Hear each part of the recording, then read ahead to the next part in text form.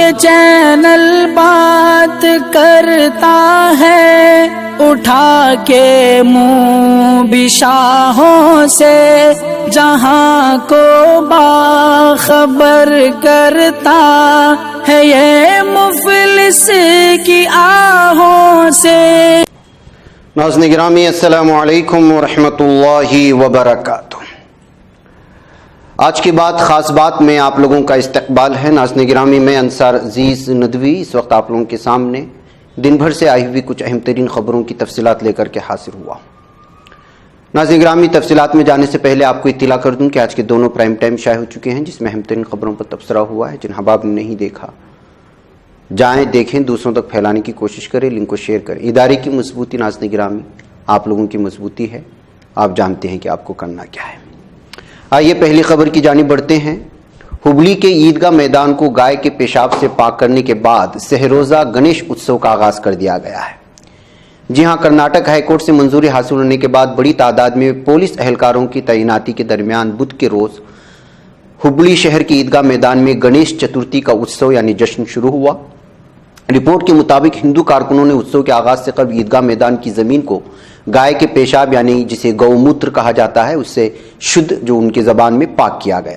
وہیں میدان میں گنیش دیوتا کا مجسمہ نصب کرنے سے قبل بم ناکارہ بنانے والے دستے نے معائنہ کیا۔ حفاظت کے لیے میدان کی ڈرون کے ذریعے سے بھی نگرانی کیے جانے کی بات سامنے آئی ہے۔ دمکا کی بیٹی انکتا کی موت پر جھارکھنڈ سمیت پورے ملک میں ہنگامہ برپا ہے۔ انکتا کی موت سے ملک بھر کے لوگ ناراض ہیں۔ سب ایک آواز میں قاتل کو سزائے موت دینے کا مطالبہ کر رہے ہیں۔ دریا اثنا موت سے ٹھیک پہلے انکتا جو 12ویں کلاس میں پڑھتی تھی کا ایک ویڈیو منظر عام پر ہے، جس میں اس نے واقعہ بیان کیا۔ ویڈیو میں انکتا نے بتایا کہ ملزم شاہ رخ صبح 5 بجے مجھے مارنے کے لیے پیٹرول کا کین لے کر میرے گھر آیا تھا۔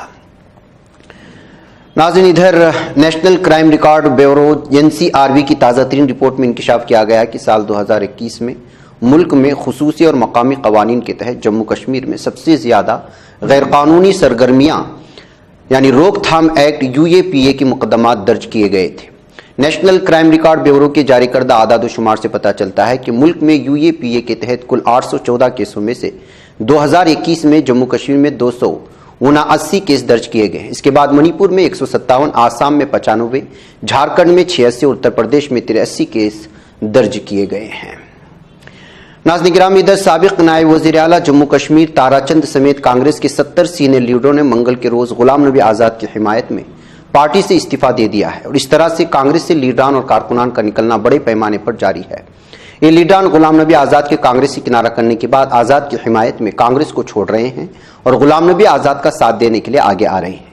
اس بات پر زور دیتے ہوئے کہ آزاد کا ویژن جموں اور کشمیر کے لیے ایک نئے اور روشن مستقبل کی تشکیل کرے گا، منگل کے روز کانگریس کے لیڈروں نے پارٹی صدر سونیا گاندھی کو مشترکہ استعفیٰ پیش کیا ہے۔ ناظرین گرامی ادھر مرکزی وزیر داخلہ امت شاہ نے منگل کو قومی دارالحکومت دہلی میں پولیس ہیڈ کوارٹر کا دورہ کیا اور مختلف ایشوز پر سینئر پولیس عہدیداروں کے ساتھ میٹنگ کی۔ امت شاہ نے میٹنگ میں دلی پولیس کو ہدایت دی کہ کنونشن ریٹ بڑھانے کے لیے دلی میں 6 سال سے زیادہ کی سزا والے سبھی مجرموں کی فورینسک جانچ لازمی کی جائے۔ وزیر داخلہ کی ہدایت کے کچھ ہی گھنٹوں کے اندر دہلی پولیس نے حکم جاری کر دیا ہے۔ ناظرین ادھر سپریم کورٹ کی 5 رکنی آئینی بینچ نے منگل کو مسلم پرسنل لاء میں تعدد ازدواج اور حلالہ کی آئینی جواز کو چیلنج کرنے والے عرضیوں پر نوٹس جاری کیا ہے۔ بینچ اکتوبر کے دوسرے ہفتے کے بعد سماعت شروع کرے گا۔ Justice Indira Banerjee, justice Hemant Gupta, justice Surya Kant, justice MM سندریش اور جسٹس سدھانشو دھولیا کی آئینی بینچ نے قومی انسانی حقوق کمیشن، قومی خواتین کمیشن اور قومی اقلیت کمیشن کو نوٹس جاری کر کے جواب مانگا ہے۔ مارچ 2018 میں معاملوں کو 3 ججوں کی بینچ کی جانب سے 5 رکنی بینچ کو بھیجا گیا تھا۔ ناظرین گرامی جھارکھنڈ کے دمکا میں ایک عجیب غریب واقعے کے دوران کچھ اسکولی طلبہ نے اپنے اساتذہ کو درخت سے باندھ کر اس لیے زدوکو کیا کیونکہ انہیں کم نمبر دیے گئے تھے۔ اساتذہ کو چوٹی لگی ہے، ان کے سر پر پٹی بندی نظر آ رہی ہے۔ فی الحال اس معاملے کو پوری طرح سے تحقیق کرنے کی بات سامنے آئی ہے۔ افغانستان میں اس سال شدید بارشوں کی وجہ سے ناظرین گرامی 250 افراد ہلاک ہو چکے۔ اقوام متحدہ کے سیکریٹری جنرل اینٹونیو گیٹرس کے چیف ترجمان اسٹیفن ڈوجارک نے منگل کو اطلاع دی۔ انہوں نے کہا کہ افغانستان میں انسانی ہمدردی کی تنظیمیں ضروریات کا جائزہ لیتی ہیں اور متاثرہ 1 لاکھ لوگوں کے لیے امداد فراہم کرتی ہیں۔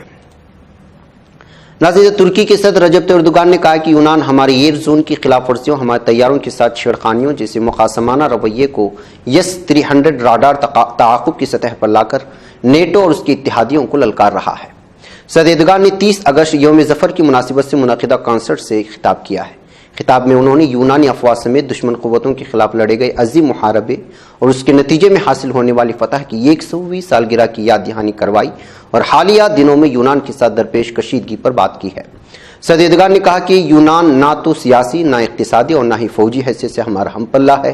ہم بالکل ایک صدی قبل کی طرح آج بھی یونان کو استعمال کر کے ہمارے ملک کا وقت اور توانائی ضائع کروانے کے خواہش مندوں کی اصل نیت سے واقف ہیں۔ ناظرین، امریکی صدر نے کہا کہ میں امریکہ میں آتشی اسلحے کی کھلے عام فروخت کی ممانعت کے لیے پرعزم ہوں۔ بائیڈن نے پینسلوانیا میں اپنے خطاب کے دوران کہا کہ ملک بھر میں مسلح جرائم میں کمی اور ان کی روک تھام کے لیے ہم نے مزید محفوظ امریکہ نامی ایک منصوبے پر غور کرنا شروع کر دیا ہے۔ امریکی صدر نے ملک میں مسلح جرائم میں اضافے پر تشویش کا اظہار کرتے ہوئے بتایا کہ میں نے سال 1994 میں بطور سینیٹر آتشی اسلحے کی کھلے عام فروخت پر ممانعت کا مسئلہ اٹھایا تھا۔ میں آج بھی اس فیصلے پر قائم ہوں۔ واضح ہے کہ حالیہ عرصے کے دوران امریکہ بھر میں مسلح جرائم میں اضافے کے پیش نظر جون میں ایک اسلحے سے متعلق سلامتی بل منظور کیا گیا تھا۔ ناظرین، سوئٹزرلینڈ کے شہر جنیوا میں متحدہ امریکہ کی درخواست پر بعض ممالک کے اعلیٰ سطحی نمائندوں کی شراکت سے چوتھا اجلاس منعقد ہوا ہے۔ شام، اردن اور لبنان کے ساتھ تعلقات کے ذمہ دار امریکی محکمہ خارجہ کے اسسٹنٹ انڈر سیکریٹری برائے مشرقی نزدیک امور ایتھن گولڈرچ کی سربراہی میں اقوام متحدہ کی جنیوا دفتر میں ہونے والے اجلاس میں 13 ممالک کے نمائندوں نے شرکت کی تھی۔ شریک ممالک کے بیانات کے مطابق قطر کی نمائندگی کرنے والے علاقائی امور کے نائب وزیر محمد بن عبدالعزیز اور جرمنی کے نمائندہ برائے شام اسٹیفن شنیک نے ایک ملاقات بھی سر انجام دی ہے۔ ناظرین، ادھر امریکہ نے خلیج بصرہ میں پاسبان انقلاب ایران کی جانب سے امریکی 5ویں بحری بیڑے سے وابستہ ایک ڈرون بحری جہاز پر قبضے کی کوشش ناکام بنا دی۔ امریکی بحریہ کے مطابق پاسبان انقلاب ایران کے ایک بحری جہاز نے خلیج بصرہ میں امریکی 5ویں بحری بیڑے سے وابستہ ایک ڈرون بحری جہاز کو تحویل میں لینے کی کوشش کی ہے۔ امریکی بحری کمان کے کمانڈر بریٹ کوپر نے ایران کی اس اقدام کو غیر پیشہ ورانہ اور بھونڈا قرار دیا ہے۔ ناظرین، ترک خفیہ ایجنسی کے شمالی عراق میں آپریشن کے نتیجے میں PKK کے ایک نام نہاد لیڈر اور دہشت گرد امید ترخان کو ہلاک کر دیا گیا۔ حفاظتی ذرائع کے مطابق امید ترخان اور فرازان احمد نامی دہشت گرد برلن میں دہشت گرد سرگرمیوں میں شمولیت کے بعد سال 2009 میں PKK کے دیہی گروہ میں شریک ہوا تھا، جس سے بعد میں شمالی عراق کے علاقے قندیل اور سال 2015 میں شام بھیجا گیا تھا۔ دہشت گرد ترخان سال 2016 میں شام سے ترکی دھماکہ خیز مواد فراہم کرتے ہوئے بم حملوں اور دیسی ساختہ دھماکہ خیز مواد بنانے میں بھی ملوث تھا۔ ناظرین، ادھر عراق میں جاری سیاسی تعطل پر طاقتور شیعہ لیڈر مقتدیٰ صدر کی سیاست چھوڑنے کے فیصلے کے بعد گزشتہ روز بغداد میں تشدد آمیز واقعات کو روکا نہیں جا سکا ہے۔ آج بھی گرین زون مسلسل میدان جنگ بنا ہوا ہے اور کل سے اب تک پرتشدد واقعات میں ہلاکتوں کی تعداد 33 ہو گئی ہے، جبکہ 400 سے زیادہ زخمی ہیں۔ خبر کے مطابق مقتدیٰ صدر کے حامیوں اور الحشد ملیشیا کے عناصر کے درمیان جاری لڑائی میں دونوں طرف سے ہلکے، درمیانے اور بھاری ہتھیاروں کا بے دریغ استعمال کیا جا رہا ہے۔ ناظرین، اسپین میں ٹینس بال جتنے بڑے گولوں کے ساتھ ژالہ باری کے نتیجے میں ایک سالہ بچی ہلاک ہو گئے اور 30 افراد زخمی ہو گئے ہیں۔ کاتالونیا خود مختار علاقے سے منسلک گیرونا کے قصبے لاب سبسوال ڈی ایمپورڈا میں کل تقریباً 10 سینٹی میٹر قطر کے وولے برسے۔ ژالہ باری کے دوران برف کا ایک بڑا ٹکڑا سر پر لگنے کے نتیجے میں زخمی ہونے والی ایک سالہ بچی اسپتال میں تمام تر طبی مداخلت کے باوجود دم توڑ گئی ہے۔ ژالہ باری کے نتیجے میں 29 افراد زخمی ہوئے، معمول کی زندگی مفلوج ہو کر رہ گئی۔ ناظرین گرامی، آپ لوگ جانتے ہیں کہ شہر بنگلور میں عیدگاہ میدان کے جو تنازع چل رہا ہے اس کو بریک تو لگ گیا ہے الحمدللہ سپریم کورٹ کی جانب سے۔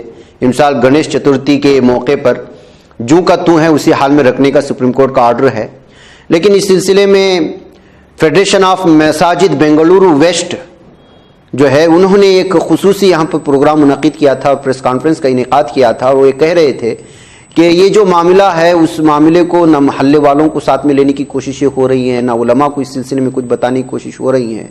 اگر CMA والے اور وقف بورڈ والے مقامی حضرات کو جن سے وابستگی ہے، جس علاقے میں وہ عیدگاہ میدان ہے اور جتنے اس عیدگاہ میدان کے اور اس علاقے کے آس پاس کے مساجد علماء وغیرہ ہیں، سب لوگ مل کر کے ان کے سامنے اگر باتیں وغیرہ لائیں تو اور مزید اس میں جو ہے تقویت ہو سکتی ہے، اور بھی بہت ساری چیزیں انہوں نے بیان کرنے کی کوشش کی ہے۔ بالخصوص مفتی عمر فاروق قاسمی صاحب جو اس وقت پورے اس قافلے کی نمائندگی کر رہے تھے، اور تمام مساجد کے ائمہ ہوں یا پھر جتنے بھی ذمہ داران ہو سکتے ہیں وہ جمع ہوئے تھے. انہوں نے اس سلسلے میں پوری تفصیلات رکھنے کی اور نامہ نگاروں کی جواب دینے کی کوشش کی ہے. آپ اس کو سنیں اور مجھے اجازت دیں. السلام علیکم ورحمۃ اللہ وبرکاتہ. کئی سالوں سے جو چامراج پیٹ کا عیدگاہ ہے وہاں 2 وقت کی نماز ہو رہی تھی، اور اسی کے ساتھ ساتھ اس کے اطراف میں اور اس کے آس پاس میں جو اسکولز وغیرہ ہیں جہاں ہندو کے مسلمان کے بچے سب پڑھتے ہیں، اور وہاں جب بچے پڑھتے ہیں تو وہ اسکول کا جو گراؤنڈ تھا، سمجھیے کہ وہ جو عیدگاہ تھا، وہاں عیدگاہ میں آ کر کے وہ بچے کھیلتے بھی تھے، اور اسی طریقے سے جو میچز وغیرہ بھی ٹورنامنٹ وہاں جاری تھے. تو ہم لوگ بھی اس پر راضی تھے کہ چلو سال میں 1 مرتبہ ہماری نماز ہوتی ہے عید کی، باقی دنوں میں بچوں کے لیے ایکٹیویٹیز کے لیے اور ایک اسپورٹس کے لیے یہ میدان استعمال میں ہو رہا ہے. اب تک تو یہ جو سلسلہ تھا بڑا اچھا رہا، لیکن چند دنوں سے اس مسئلے کو کچھ بگاڑنے کی کوشش کی جا رہی ہے، اس امن و امان کو کچھ بگاڑنے کی کوشش کی جا رہی ہے. تو ہم لوگوں نے یہ فیصلہ کیا، مساجد فیڈریشن ویسٹ کے تمام ذمہ داروں نے، کہ ہم ان تمام گورنمنٹ کو اس بات کی اطلاع کریں گے کہ جو فیصلہ پہلے سے چلا آ رہا ہے، جو کام پہلے سے چلا آ رہا ہے، اسی کو باقی رکھے. کوئی ایسی حرکت نہ کرے جس سے کسی کو ٹھیس پہنچے اور اس کے وجہ سے پھر ہم لوگوں کو ایک طرح کی تکلیف ہو. اور یہ ملک جو ہے وہ ہمارا جمہوری ملک ہے. اس جمہوری ملک کی شان یہ ہے کہ یہاں سب پیار محبت امن و امان سے رہتے ہیں. اس مسئلے کو لے کر اب تک جو امن و امان تھا، ہم یہ چاہتے ہیں کہ وہ امن و امان باقی رہے، اس کے اندر کسی بھی طرح کا خلل نہ آئے. یہ ہماری گزارش ہے. ہم نے لیٹر میں تقریباً یہی مضمون تمام جو گورنمنٹ کے آفیسر وغیرہ ہیں، جو گورنمنٹ کے جن کے پاس اہم پاور ہے، ان کو ہم لوگوں نے ہمارے مساجد فیڈریشن ویسٹ سے ہم نے پہنچایا ہے. یہ ہم آپ کو پیغام دینا چاہتے ہیں. سی ایم میں اور وقف بورڈ کو میں آپ کے چینل سے یہی میسج دینا چاہتا ہوں کہ آپ نے جو بوجھ اٹھایا ہے اس بوجھ کو دوسرے لوگوں میں تقسیم کریں. لوگوں کو آپ اپنے پاس بلائیں، میٹنگ کریں، علماء کو بلائیں، بلا کر کے اس مسئلے کا حل تلاش کرنے کے لیے کوشش کریں. اور آپ جو کوشش کر رہے ہیں وہ تھوڑا منظر عام پر لائیں. آپ کی کیا کوشش ہو رہی ہے؟ اگر اس کوشش کے اندر کچھ کمی پیشی ہو رہی ہے تو اس کو بھی پورے کریں گے.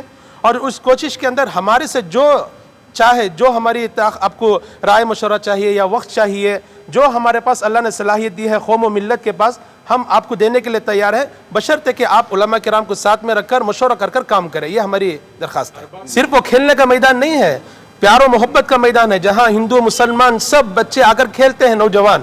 یہ تو ہماری طرف سے امن و امان پہلے سے بھی ہے، ابھی بھی ہے، آئندہ بھی ہم یہی پیغام دیتے ہیں امن و امان میں رہے.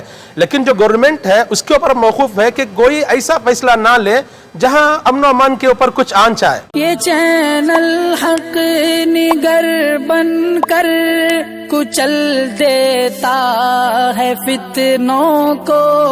اگر گندی ہو پالیسی تو مرتے دیکھ کتنوں کو. اسی بازار میں بکتے ہوئے دیکھا ہے سپنوں کو. سبھی یکساں ہے یہ پیغام دو غیروں کو اپنوں کو. وطن اہل وطن کا ہے گلے بے خار